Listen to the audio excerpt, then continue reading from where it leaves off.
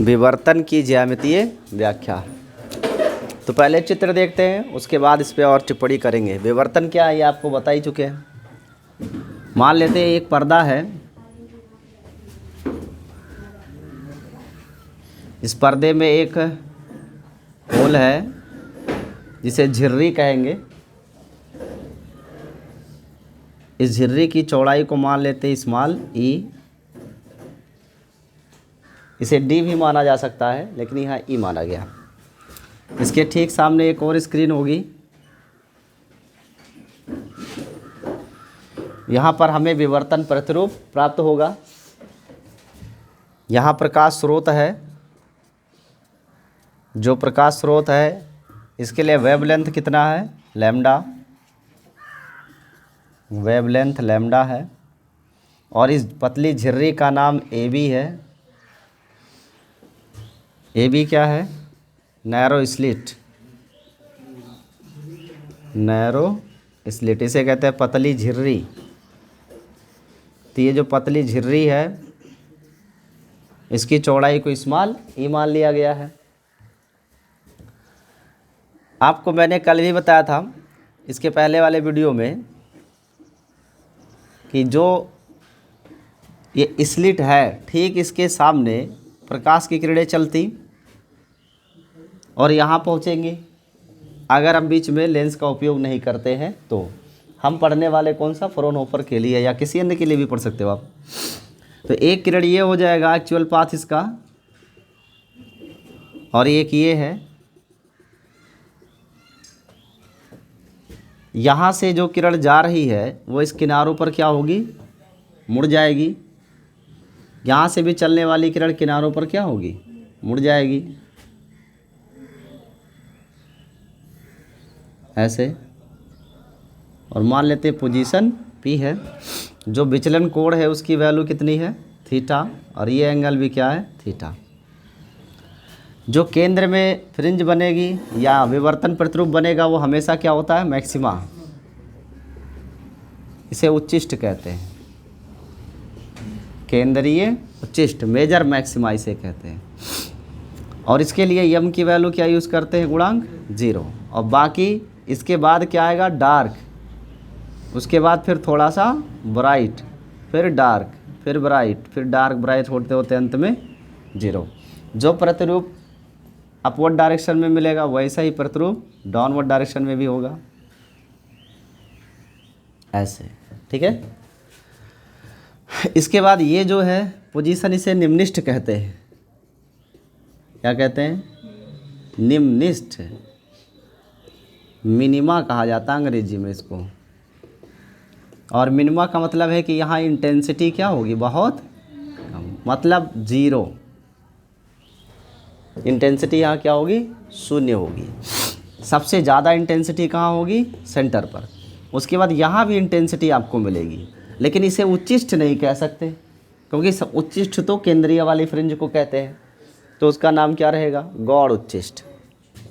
ये उच्चिष्ट तो है लेकिन उतना नहीं जितना केंद्रीय फ्रिंज है, इसीलिए इसका नाम लिखा जाता है गौड़ उच्चिष्ट, माइनर मैक्सिमा कहते हैं।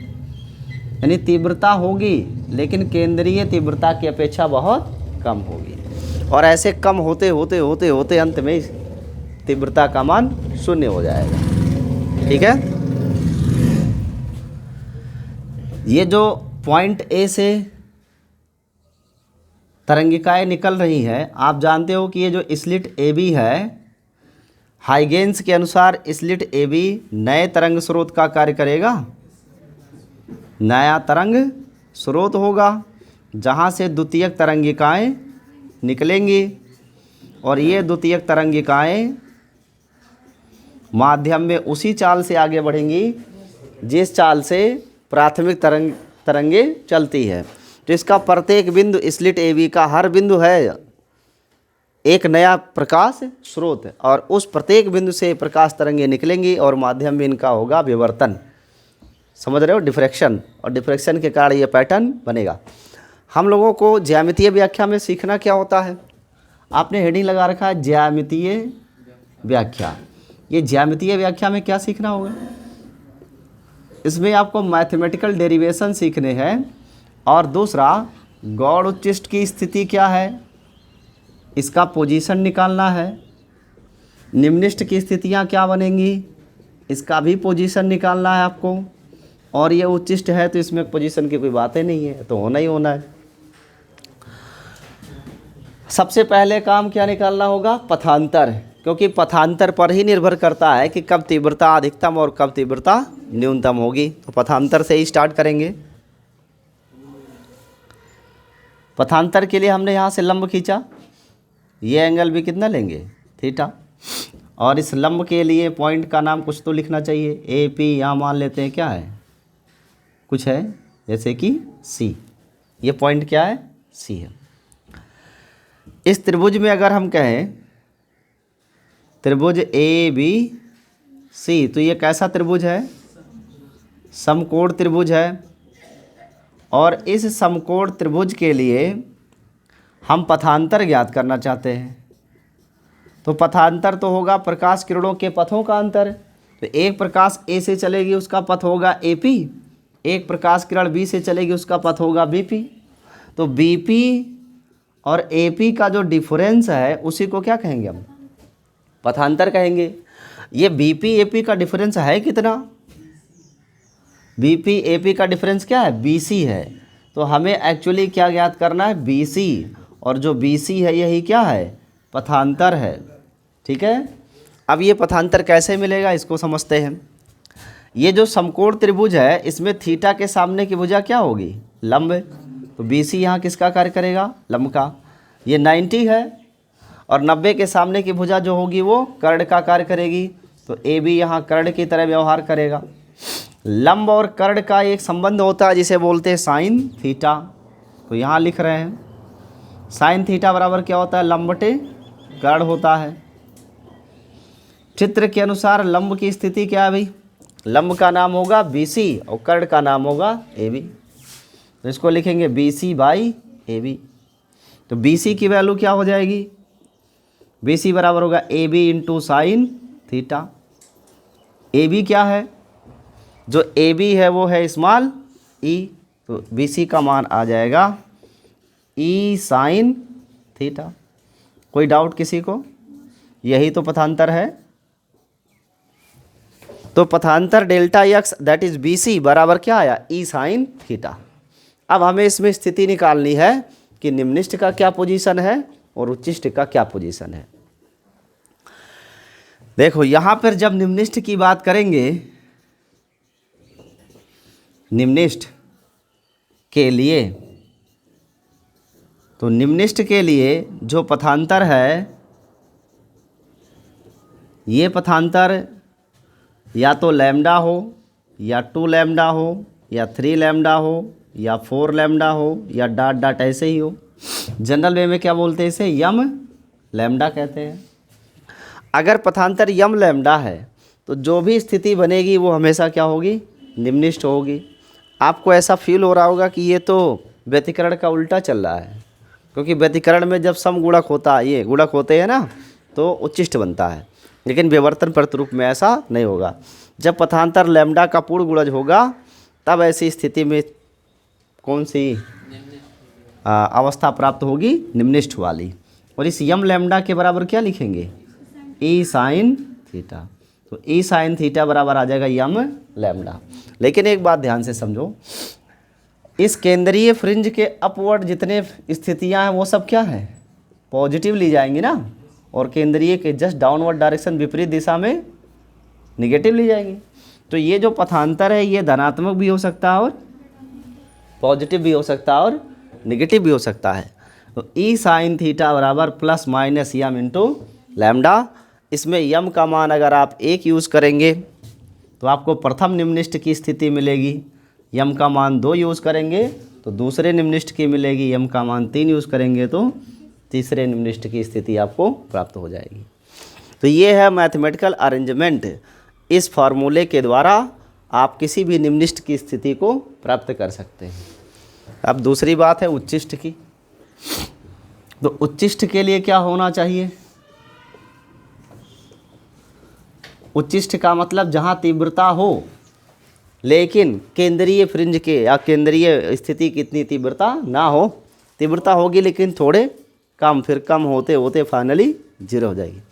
तो जो उच्चिष्ट बन रहे हैं उन्हें हम क्या कहेंगे, गौड़ उच्चिष्ट। कौन सा उच्चिष्ट कहेंगे, तो गौड़ उच्चिष्ट के लिए जो पथांतर है वो पथांतर होना चाहिए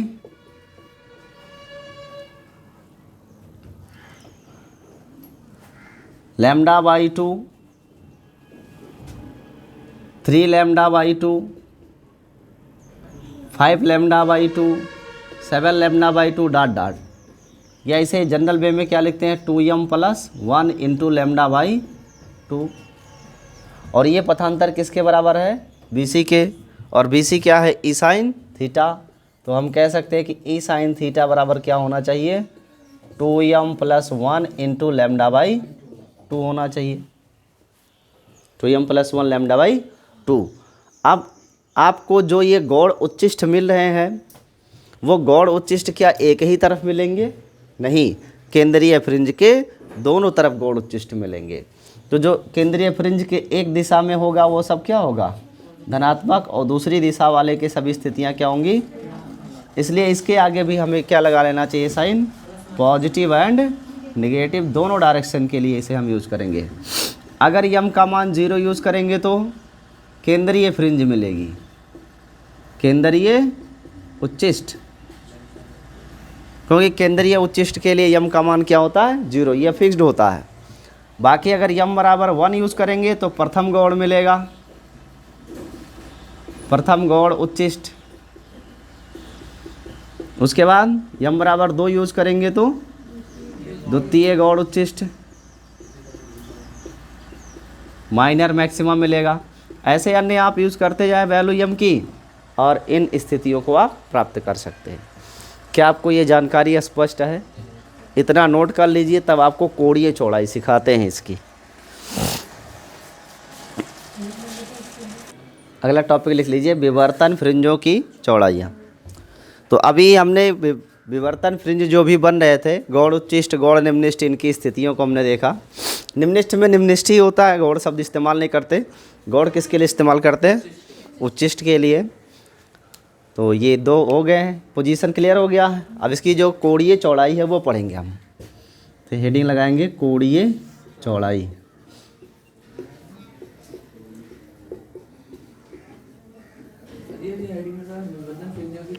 वही कोणीय चौड़ाई, कोणीय रेखीय दोनों पढ़ेंगे, लेकिन हेडिंग कोणीय लगा लीजिए। सबसे ज़्यादा इंटेंसिटी कौन से फ्रिंज की होगी, केंद्रीय फ्रिंज की।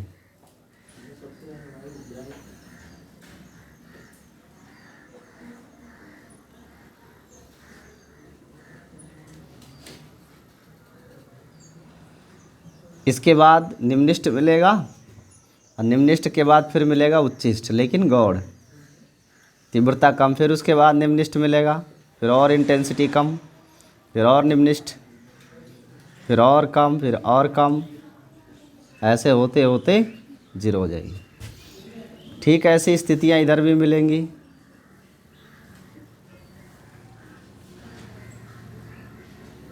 लाइक दिस, फिर निम्निष्ठ, फिर उच्चिष्ट, फिर निम्निष्ठ, उच्चिष्ट, और ऐसे होते होते फाइनली 0।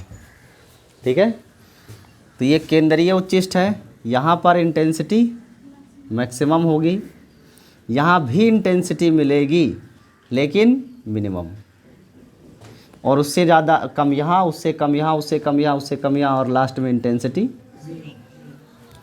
और इन बिंदुओं पर भी इंटेंसिटी क्या मिलेगी, 0 ही मिलेगी। यहाँ भी हमको डार्क फ्रिंजेस, डार्क पोजीशन प्राप्त होंगे।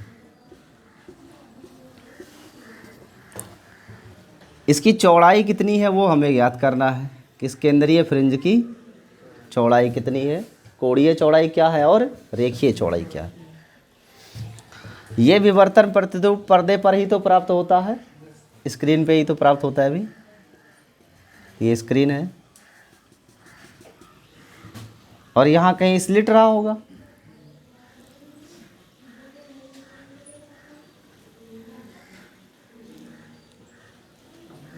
ये मान लेते हैं कोण कितना है थीटा, और ये कोण क्या है थीटा है।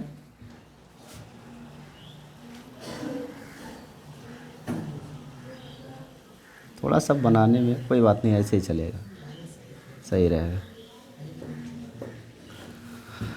देखो हमने अभी एक सीखा है फॉर्मूला ई साइन थीटा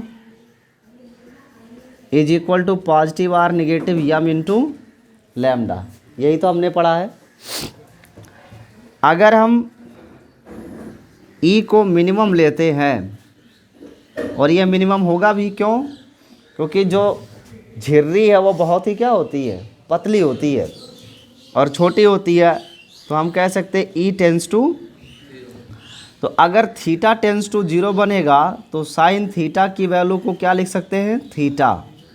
तो ऐसे में यहाँ हमको मिलेगा ई इंटू थीटा बराबर plus minus M into lambda, या अगर हम थीटा ज्ञात करना चाहें तो थीटा बराबर लिख सकते हैं plus or minus m into lambda by e. अगर हम यम की वैल्यू 1 यूज़ करते हैं तो पहले निम्निष्ठ की स्थिति मिलेगी, किसकी स्थिति निम्निष्ठ प्रथम, और अगर दूसरा निम्निष्ठ चाहिए तो यम बराबर क्या यूज़ करना 2, और तीसरा चाहिए निम्निष्ठ तो एम बराबर 3। जैमी निम्निष्ठ चाहिए तैमे के लिए यम का मान हम यूज कर सकते हैं 1 2 3 4 डॉट डॉट। यम की वैल्यू अगर आप 1 यूज़ करते हो तब इस थीटा की वैल्यू क्या आएगी इस फॉर्मूले के अनुसार, थीटा बराबर आएगा प्लस माइनस लैम्डा बाई ई। यम का वैल्यू 2 यूज़ करेंगे तो थीटा बराबर plus minus 2 lambda by E. Theta का मान 3 यूज़ करेंगे तो plus minus 3 lambda by E, and so on.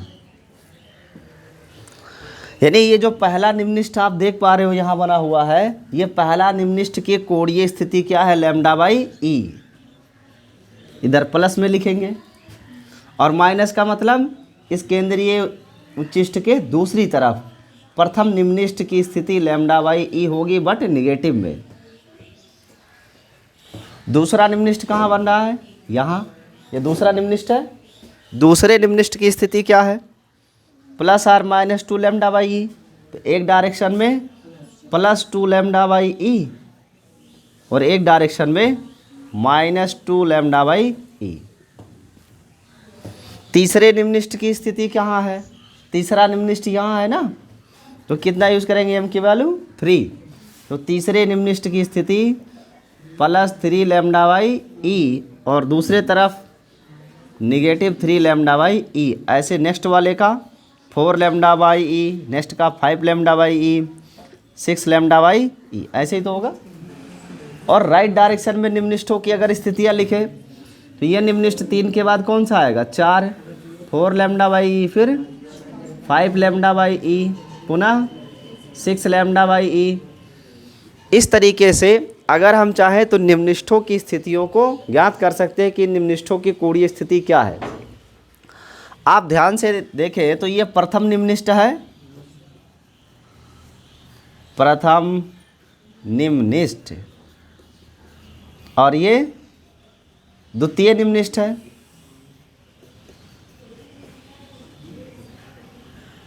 निम्निष्ठ। ये प्रथम निम्निष्ठ है और ये द्वितीय निम्निष्ठ है। दोनों निम्निष्ठों के बीच में कौन बना है उच्चिष्ठ बना हुआ है ना। देखो दो निम्निष्ठों के बीच में कौन है एक उच्चिष्ठ।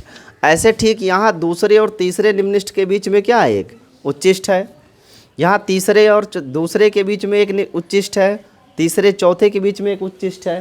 तो दो निम्निष्ठों के बीच में एक उच्चिष्ठ बन रहा है।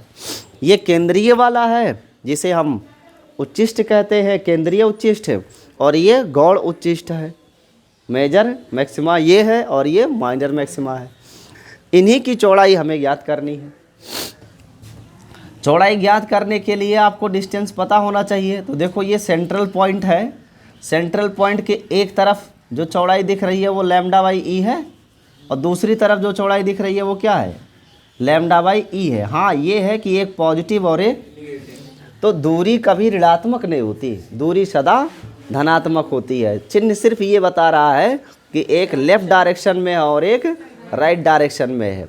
तो जो एक्चुअली डिस्टेंस है वो लैम्डा बाई ई ही तो है। तो टोटल डिस्टेंस कितना होगा 2 लैम्डा बाई ई। तो जो पूरी चौड़ाई है वो कितना है यहाँ पे 2 थीटा ही तो है, थीटा थीटा 2 थीटा। तो हम कहेंगे केंद्रीय उच्चिष्ट की, क्या ये स्क्रीन पे है दिख रहा है, केंद्रीय उच्चिष्ट की कोणीय चौड़ाई, केंद्रीय उच्चिष्ट की कोणीय चौड़ाई बराबर क्या है 2 थीटा, और थीटा की वैल्यू क्या है लैम्डा बाई ई। तो कोणीय चौड़ाई क्या मिल जाएगा 2 लैम्डा बाई ई। तो ये जो केंद्रीय उच्चिष्ट है इसकी कोणीय चौड़ाई कितनी है 2 लैम्डा बाई ई है। ठीक ऐसे यहाँ भी देखो लैम्डा बाई ई और ये भी तो लैम्डा बाई ई ही होगा। तो यहाँ भी चौड़ाई कितनी मिलनी है 2 लैम्डा बाई ई ही मिलेगा। यहाँ भी बीच से अगर ऐसे लो तो इधर भी lambda by e, lambda by e. तो यहाँ भी चौड़ाई कितनी मिलेगी 2 लैम्डा बाई ई। यानी जितने भी उच्चिष्ट आप देख रहे हो इन सब की कोणीय चौड़ाई क्या है 2 लैम्डा बाई ई है। इसे डब्लू थीटा कहते हैं, एंगुलर वाइथ कोणीय चौड़ाई कहते हैं, या थीटा डब्लू लिखते हैं कोणीय चौड़ाई को। ठीक है, तो कोणीय चौड़ाई उच्चिष्टों की क्या है 2 लैम्डा बाई। उच्चिष्टों की कोणीय चौड़ाई निकालने के लिए मैंने निम्निष्ठों की स्थितियों को लिखा है, क्योंकि 2 निम्निष्ठ के बीच में एक उच्चिष्ट बनता है और उन्हीं के बीच के डिस्टेंस को ही हमने यहाँ पर याद किया है। तो जो केंद्रीय उच्चिष्ट उसकी कोणीय चौड़ाई कितनी आ गई भाई 2 लैम्डा बाई ई। अन्य जो उच्चिष्ट है उनकी भी चौड़ाई क्या है 2 लैम्डा बाई ई। सब की लंबाई 2 लैम्डा बाई ई ही है यहाँ पे चौड़ाइयाँ, क्योंकि सब के लिए पोजीशन लैम्डा बाई ई और लैम्डा बाई ई ही है। यहाँ भी आधा आधा होगा तो 2 लैम्डा बाई ई ही है। इसके बाद होता है रेखीय चौड़ाई। कौन सी चौड़ाई रेखीय चौड़ाई, लीनियर वाइथ कहते हैं इसको। तो रेखीय चौड़ाई क्या है कोण बराबर चाप बटे त्रिज्या होता है। तो ये स्लिट की चौड़ाई क्या मान लेते हैं ई है, स्लिट की चौड़ाई क्या है ई, और पर्दे की दूरी क्या है कैपिटल डी।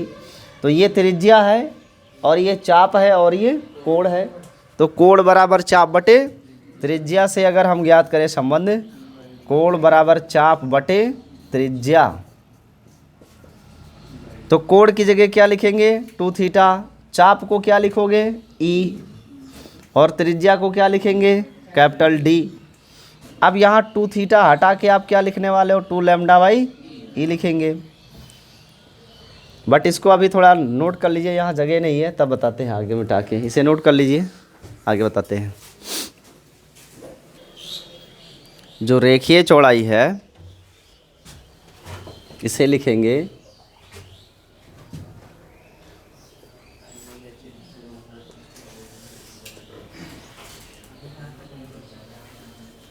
चौड़ाई को 2x मान लेते हैं, बराबर होगा 2 lambda by A into capital D.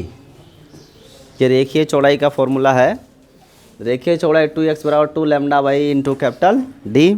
इसके साथ अगर मान लो हमने इस विवर्तन में लेंस यूज़ किया है, लेंस प्रयोग किया गया है और लेंस की फोकस दूरी स्मॉल f है, फोकस दूरी स्मॉल f, तब यही चौड़ाई रेखीय चौड़ाई कैपिटल D की जगह f रखने से प्राप्त होगी 2 लैम्डा बाई इंटू एफ। ये 2 फॉर्मूला आपको अलग से याद करना पड़ेगा। हाँ, तो कोण बराबर चाप बटे त्रिज्या। हाँ नहीं नहीं, चाप चौड़ाई है इसकी, हाफ यक्स और ये यक्स 2x। 2 लैम्डा बाई ई है नहीं कोणीय चौड़ाई, कोण बराबर यस। तो टोटल एंगल यूज़ किए ना 2 थीटा, डिराइव कर दें क्या। यहाँ कोण को लिखोगे 2 थीटा और चाप को लिखेंगे 2x बटे त्रिज्या को कैपिटल D, तो 2x बराबर क्या आएगा 2 थीटा इंटू कैपिटल D ही तो आएगा। तो जो 2x है यही क्या रेखीय चौड़ाई है और 2 थीटा इसकी कोणीय चौड़ाई है और D त्रिज्या यानी पर्दे की दूरी। अब 2 थीटा की वैल्यू हमें पता है 2 लैम्डा बाई ई, इसी को कोणीय चौड़ाई कहते हैं। 2 थीटा की value total 2 lambda by e तो है, तो इस 2 थीटा की जगह 2 लैम्डा बाई ई का प्रयोग कर लिए, तो 2 lambda by E into capital D, यहाँ से हमको मिल गया रेखीय चौड़ाई। अब अगर लेंस यूज़ किया गया होगा तो उसकी फोकस दूरी f होगी, और जो लेंस की फोकस दूरी है ना उतनी दूरी पे पर्दा होगा, क्योंकि वहीं पैटर्न बनेंगे। तो हम इस D को हटा के क्या लिख लेते हैं f, तो इस D की जगह f यूज़ कर सकते हैं। इसे आप नोट कर लीजिए। तो इस तरीके से ये जितने भी टॉपिक थे इससे विवर्तन से संबंधित वो सब समाप्त हो गए। अब इस पर कुछ आंकिक प्रश्न है जो 2-4 हम लोग कर लेंगे, दैट्स ऑल। और सिलेबस से इस बार माइक्रोस्कोप और टेलीस्कोप की विभेदन क्षमता और विभेदन सीमा दोनों हटा दिया है, वो एग्ज़ाम में आएगा नहीं।